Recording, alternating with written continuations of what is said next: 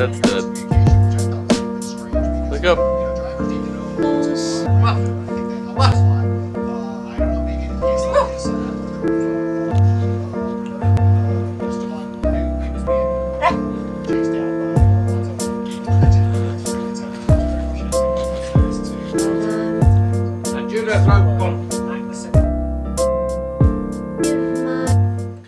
Okay, so I'm back from brunch and we had a good time eating food, which is delicious. My mom always makes really good breakfast, and then on top of that we just hang out and we had a nice little time doing hanging out sessions, which basically is just like 4 Grand Prix days. Like my dad and my brother get super into it, my mom likes it, but I'm just sort of you know, I used to like Formula 1 but not really that much anymore. But anyway, I'm back now. I've just edited the vlog, it's rendering right now.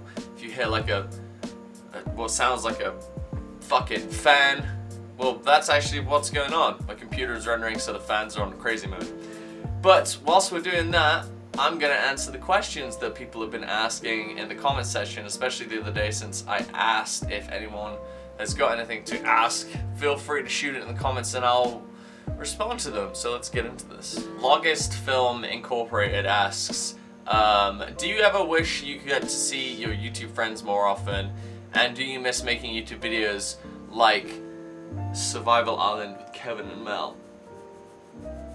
So yeah, of course I wish I could see my YouTube friends more often. In fact, like it's my goal to live in the Bay Area, or just, you know, right now initially because a lot of my friends are there. But in general, America, move there just because I'm more, you know, in closer proximity to the majority of my friends. I have a few friends in the UK, a couple friends in Europe, and a couple friends in Ireland, you know, but the majority of all my friends and where I actually want to be in life is America. Sure, I look forward to conventions, I look forward to seeing them and whatnot, but yeah, of course. Do I miss making videos like Survival Island with Kevin and Mel? I don't miss. I don't really look back on stuff as much as people think. Like when I've made something, if it's successful, I'll look at it every now and then. I don't miss it. I always look back and smile or like think of how happy it was at the time. It's I miss the success, but I don't miss the process, that's for sure. Okay, so I streamed. I had my Huel. I know it's been like at least 2-3 days now. I haven't shown it. I apologize. I am having it. It's just, I don't know. I get through the day and I just want to get to it because I'm that hungry, you know. But anyway, I want to show you something. I want to talk to you about something. It's kind of cool. So on the other vlog that I did, where I stupidly went to McDonald's in the morning, I explained at the end of the vlog how I had these 2 dreams. Now in these 2 dreams, the first one was a car crash where I was at fault. The second one was a plane crash where I was a passenger and the plane flipped and it had nothing to do with me, but I survived. Someone in the comment section has explained in short what those dreams mean. What I wanted to think about was, you know what, come here. So Charlotte said, a car crash dream means you're overworking yourself, and a plane crash dream means something's coming to an end, like an idea or project. Don't know if that's useful at all. My mom used to make me read dream meaning books, so I know way too much. Just realized you remind me of Shaggy Dudes, loving the vlogs. Thank you. I don't know if I'm in focus right now. I have no idea.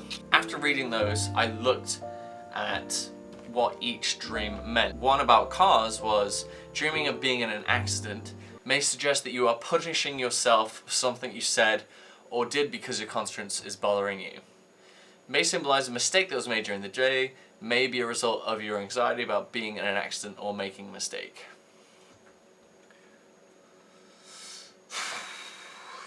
I mean, where to begin? I constantly punish myself throughout the day. If I wake up early, I punish myself for it. If I eat something I shouldn't eat, I'm punishing myself for it. If I'm not doing exercise, I'm punishing myself. If I'm talking to someone in a way that I shouldn't be, or if I'm being rude, or if I'm being needy, or whatever, I punish myself for it because I know I shouldn't, but the urge is there and it happens regardless, you know? A mistake that may have... I make so many mistakes during the day, of course. I mean, it's so weird how on point this is. I know it's like kind of vague when it comes to like periscopes or... is it periscope? Star signs, whatever. And like, you know, they're so vague that they can be applied to most people's situations. But this is just like spot on. It's just, it's so bizarre. Like, yes, of course I've made a mistake. And to be fair though, it is kind of vague as well, because how many people go throughout a day without making mistakes, or without punishing themselves, or without suffering some sort of anxiety, but still. The one about the airplane, it doesn't really specify what I had, because I was sitting towards the front of the plane near the door, the plane crashes, and it goes through all this stuff, but it doesn't say about a crash. Oh, here it is. Dreaming of an airplane crashing may be a metaphor for some aspect of your life that is in danger or of ending quickly and unexpectedly. Maybe an indication that your goals or ideals are too high and unattainable, or it may symbolize your self-doubt and lack of self-confidence in attaining these goals. To be honest, this is kind of vague, but it's not at the same time. A lot of you know that I have this love for America, and that one day I dream to, you know, call myself an American citizen, live in America, go through all the rigmarole bullshit of going through to getting a visa, green card, and then eventually after 10 or so years, maybe even more, become a citizen. Not if Trump gets elected, by the way, so don't vote for Trump. Anyway, that's a really high goal. I have no idea how. I've had this goal in my head for several years, but I have no idea how to get there. I've Googled it, I've called people, but there's no first step that's available to me. Every way I turn, it's just a slope filled with like water and oil, and I've got like no grip on my shoes, and there's no way I can get up it, you know? There's no first step at all in sight, and it's so frustrating, and this just says it. You know, this plane crash is just setting my goals too high.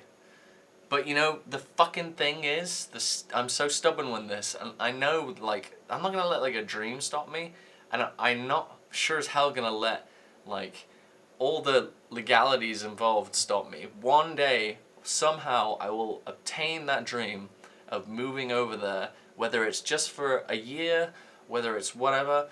If I can move there for a year, that's a year plus on the ability to find work out there and get sponsored to live there. That's it. That's all I can hope for. But yeah, thank you. What was your name? Charlotte Whitworth. Thank you for pointing those out. I didn't even think to Google my dreams and trying to figure out what they meant, or if they even meant anything. Yeah, thank you.